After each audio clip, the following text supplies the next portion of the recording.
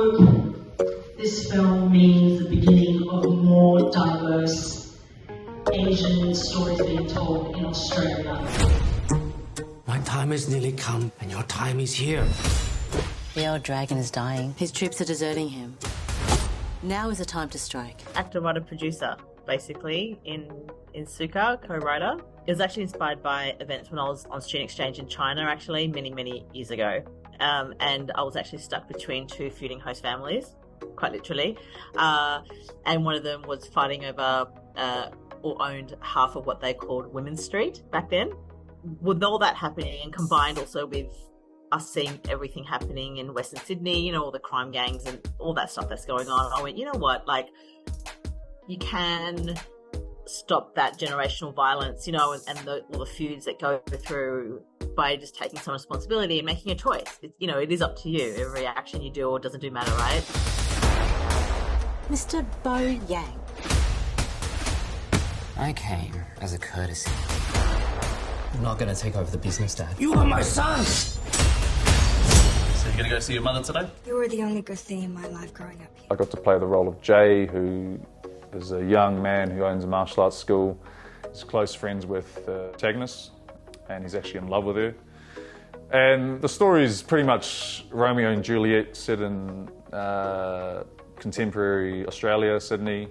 There's two families feuding, and a member of each family they are in love. And my character's sort of caught in the middle because he loves the girl and he's trying to protect her from the enemy. So there's a bit of martial arts action involved. He's trying to be the protector and the peacekeeper. So to do that, he has to do a few moves on the baddies. I have only one son. You have only one child. And my name's Bo, by the way. How would you like to have a coffee with me? Is this the best pickup line you can come up with?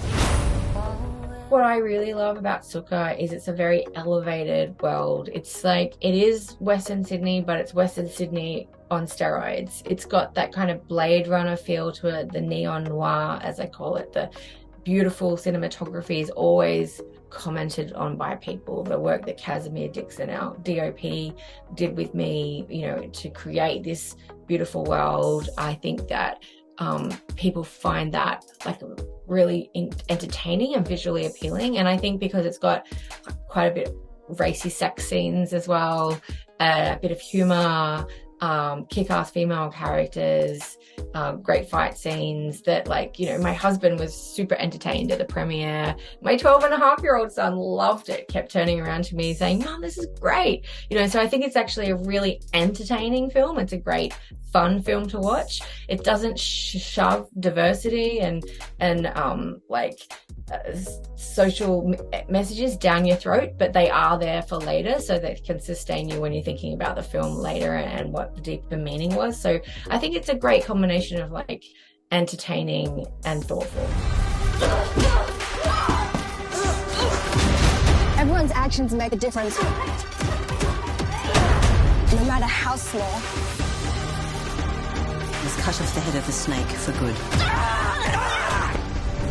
Suka is going to be released across streaming services on the 4th of October. It's going to be on Google, YouTube, iTunes, Fetch, Sky, and Amazon.